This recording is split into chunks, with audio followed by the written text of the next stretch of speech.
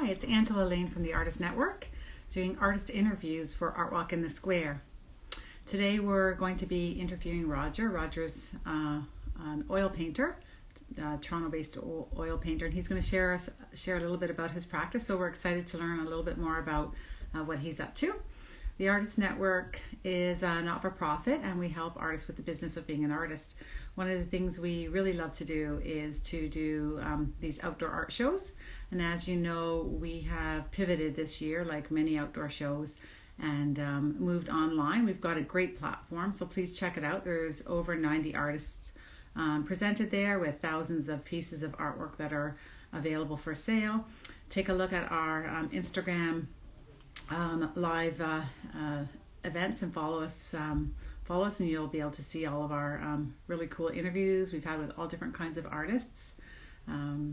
I'm the director of the outdoor shows, and we've been working really closely with the board to find really great platforms for artists. Another thing that we're doing is we just closed the Leslie Grove Gallery preview. Oh, there's Roger there. Just going to let him in. Roger, he'll be joining us any minute. So as I was saying, the Leslie Grove Gallery, our preview just closed there, but you can see a lot of our work, our artist work online. You can just go to www.artistnetwork.ca or ArtWalk in the Square or .ca. Find a link there that goes right straight to events. Hi, Roger. How are you? I'm good, thanks. How are you? Good. Very good to see you. Nice to see you too. Good. I took a look at your beautiful work on the show site. It looks just great. Maybe you can share a little bit more about your practice, and then maybe tell us what you're working on now. It'd be great to get a sense of where you are. It looks like that a lot of your work is in Ontario, but as far as actually Venice. It looked like there was a piece from Venice in the collection. Yes. Yeah. Well, my practice, I guess you'd call me a representational painter, and I do it in the sort of old-fashioned classic way. I make a drawing, maybe make a sketch or a study, then I go to the canvas and draw it in charcoal. Then if I like the drawing, I almost wipe it out, do it in a marker pen lightly, Right. then put a ground over it, bluish grey if it's going to be a warm painting, and pinkish grey if it's going to be cool, and then I start with the details. Right. Yeah, as you can see, a few of my things are quite detailed. So. Yeah, like a lot of detail and movement and energy. Even like it's just. I mean, most of your pieces I think are landscape or outdoor representation of nature. But yes, yeah. But I do. I spent a number of years as a merchant seaman in my youth, so that was my way of paying the bills after I came to Canada.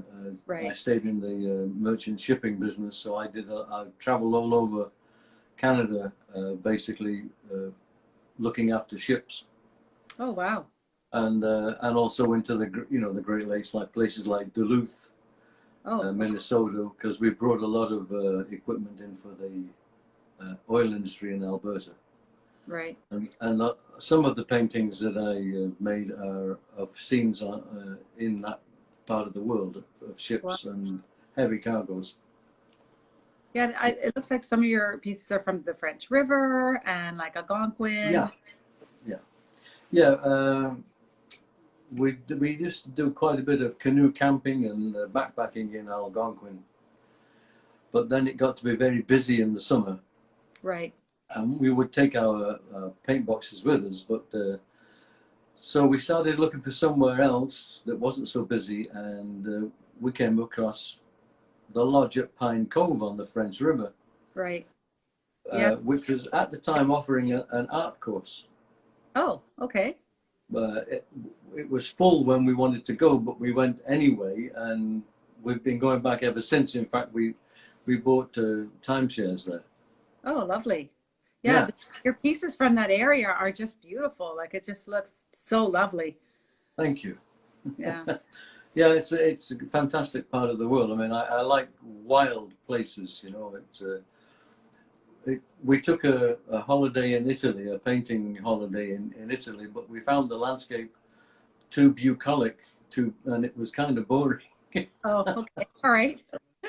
was very nice, but it was boring. So do you Yeah. do a lot of plein air painting then, or like are your sketches plein air or drawings plein air, and then like you take that into your studio, or how does that work? Yeah, in the summertime, or especially, we were just up there this last week. Oh, okay. Unfortunately, it rained almost all the time, Oh, so but we did have a couple of days out. We do plein air painting out on the French River, and then bring them back. We have a studio up on our cabin too, oh, so lovely. we're very lucky. And so then sometimes I work them up into a full-size painting. Yeah, Right. Lovely. yeah, Um, it's great. and it looks like so who are your so where else do you gather your inspiration from, like from other artists? Like it looked like there's one piece that you had on your website. I thought, oh, it's kind of like a little bit of a Harris sky. Like I just thought like there's I don't know, like are you following in the footsteps of the group of seven or Well, I must admit, let me see, it would be 25 years ago. We went to Ottawa and went to the National Gallery, right. and they had an exhibition of the group of seven sketches, and I was moved to tears by those. I just love it, and Yeah, them beautiful. particularly Carmichael and Lauren Harris. Yes, Yeah. but latterly I have to say my sort of hero would be Bruno Cote from Quebec, Oh, okay. Yeah. who does rather. In fact, I was just going through some magazines while we were up north, and that's one of his there. Oh, lovely. Oh, Oh, yeah, I mean, beautiful. not quite representational, but I really love the color. Right. Yeah, the colors in your paintings are quite striking, and there's some that have quite a bit of energy, and then there's this one with the water. I'm trying to remember what it's called, because I was looking at it earlier today, with the call with the water, and I just thought, oh, it just really captures the essence and the feeling of what it would be like to be on the water there. Like I just thought it's just lovely, and then the colors are so rich and warm. They're all the colors I love. Oh, very nice. Yeah, it's hanging up over here. Oh yeah, Maybe. I can't. You have to tilt your camera up a tiny bit. I can Yeah, just see the water form of it, but yeah. Oh yeah, yeah, it's lovely. is that it? Yeah. No, there was more water moving. Maybe it was on Oh, right? yes. There was one with more of a water movement, like with a little Yeah, bit. that's from the rapids up on the Dokis Indian Reserve, the Five Right, Finger Rapids. Yeah, but that's hanging in the main room of the lodge right. at Pine Cove. It is for sale, but it is hanging up there. Yeah, that was quite a heroic effort, I must say. But it's Yeah, gorgeous there, just gorgeous. yeah, it's beautiful. It looks like a beautiful piece. So, tell us a little bit more. Like, what are you working on now? Like, what's next? What's next? I have been looking at doing a piece of the canola fields up in the area of Venice, Ontario, Right. which is on Highway 17. So I've done my drawing, and I've done a sketch, and this is the sketch. So if you can see that, Oh, lovely. yeah. And so I might work it up into a 24 by 30 or 24 by 28, something like that. But So, that'll take Roger, some how time. long have you been painting? How long have you been working on your practice? Let me see. Well, I've always painted with some interruption. Even as a small child, I painted, drew and painted. My mother had been to art school in Manchester in the UK.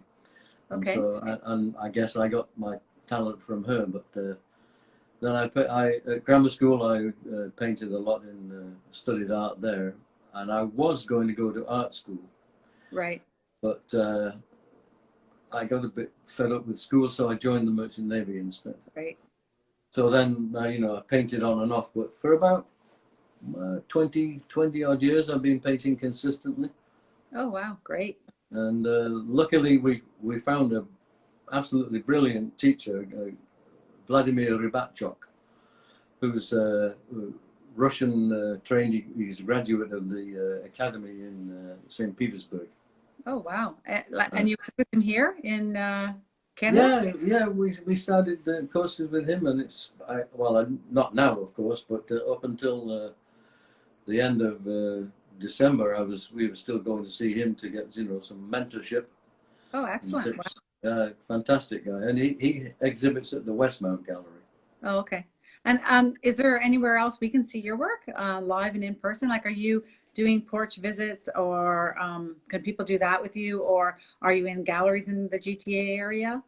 I was in the Westmount Gallery for a while and sold some work through that, but it changed hands, so and I haven't been there for a while.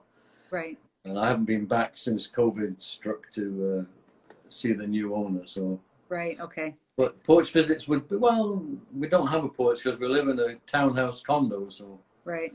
But yeah, people can come and see me if they want. Right. Okay. All right. And then, of course, online, right? And you have like a wonderful website. And again, you're in the ArtWalk in the Square online, open until October 9th. Yeah, that's great. I really like that event in a portal. That's really cool. Yeah, it's great. It's been working really well for people, I think, and it's helping people train a little bit to sell online and to be comfortable with these online shows. So yes, absolutely. They'll connect with artists. So I think they have some good features in that portal. Yes, I mean, at my advanced age, it took some learning, but you know, we managed it. You managed. You got it up. That's great. And is there anything else you'd like to tell us a little bit about your practice, or any work that you're working on, or can you show us anything? I don't know if you can with your camera, like show a sneak peek of anything that you have there. I saw that one. Oh, a couple of things. Yeah, I mean, I started this still life a year or so ago, and I haven't finished it yet, but I have to put the label on here, and that's all detailed work. So. Right. But do you do a lot of still life? I don't think I saw any still life on your site. No, but I do have one here. Just hold on. Okay. I had this one. Oh, wow. Lovely. Yeah. Well, so I will put that one up on the Eventany portal today. Oh, excellent. Okay, great. But I just started doing that because I thought, well, that's... I've never tried to paint glass, so I think I'll see if I can do it, and right. Seemed to turn out okay. Yeah, it's lovely. I mean, I saw it very quickly, but I'll look for it on Eventany. Yeah. Yeah, it's just a bunch of kitchen stuff, you know. Yeah. Well, everyday life. You're out in nature, so it's something different for you, right? Like sometimes it's nice to kind of change it up as an artist as well, to kind of just think a little bit differently, or try to look at something maybe close up that you're doing, just to kind of change up a little bit. Like I do that sometimes when I'm like drawing and sketching, right? Like I do more like abstract and like impressionist, more landscape. Then I might work on my sketching might be totally different, right? So it's kind of like fun to have your brain think a little bit differently, and to look at things, the space and stuff a little bit different as well. Yeah, and the reason I have these Bruno Coté photographs is because I'm going to have a shot at changing my colour up to be more like that. Well, people call him a fauvist, a Quebec fauvist, but right. I'm going to have a go at that because I really like colour, and it's too difficult to search for subjects with colour, so I will just use the colour. Yeah, just change it up. Yeah. Yeah, absolutely. Well, yeah. I mean, that's the advantage of being a painter, right? Like you can make that tree purple. Yes. And you can make the foreground yellow, whether it is or not. Right? That's right. Yeah. Absolutely, yeah. Excellent. Yeah. Well, we'll look forward to seeing more of your work as you sort of change up your color palette, and we're excited to see how that progresses for you. Maybe you'll put it all up at our next show. Okay, sounds good to me. All right. Well, thanks so much, Roger. I'm gonna end our conversation now and connect with our next interview. Thanks so much for your time. Thanks, Angela. Okay. All right. Bye-bye. Bye-bye.